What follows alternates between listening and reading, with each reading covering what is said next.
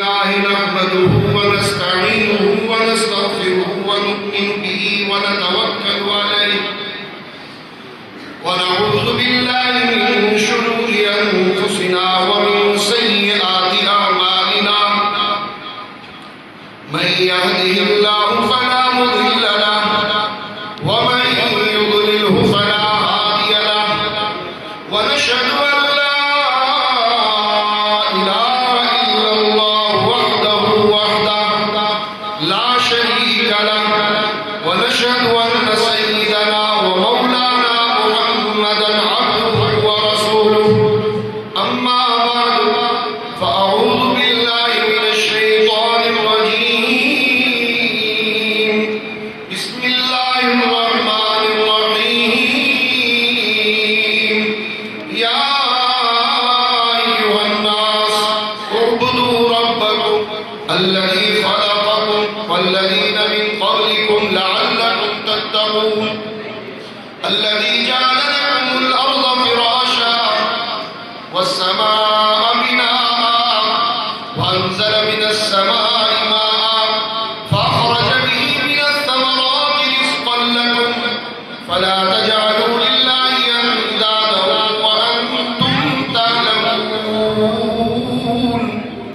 وقال الله تعالى في مقام آخر يا أيها الذين آمنوا اتقوا الله حق تقاته ولا تموتن إلا وأنتم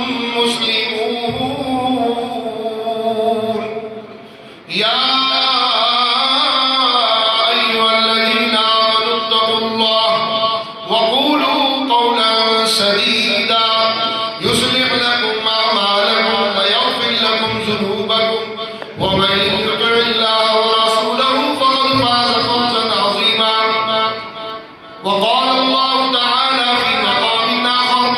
في القرآن المجيد والفرقان الحميد أعوذ بالله من الشيطان الرجيم بسم الله الرحمن الرحيم يا أيها الناس اتقوا ربكم الذي خلقكم من نفس واحدة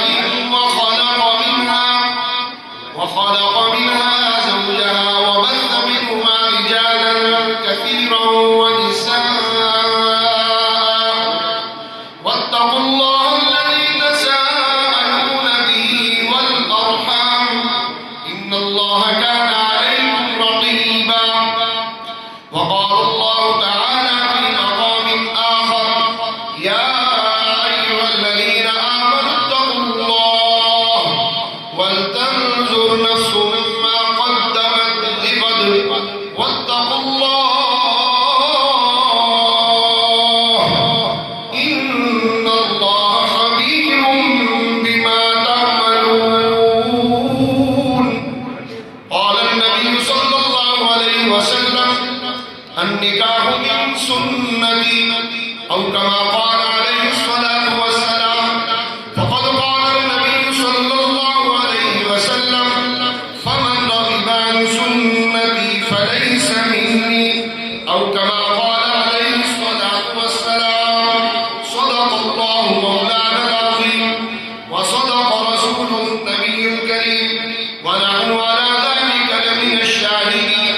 والشاكرين والحمد لله رب العالمين اللهم بارك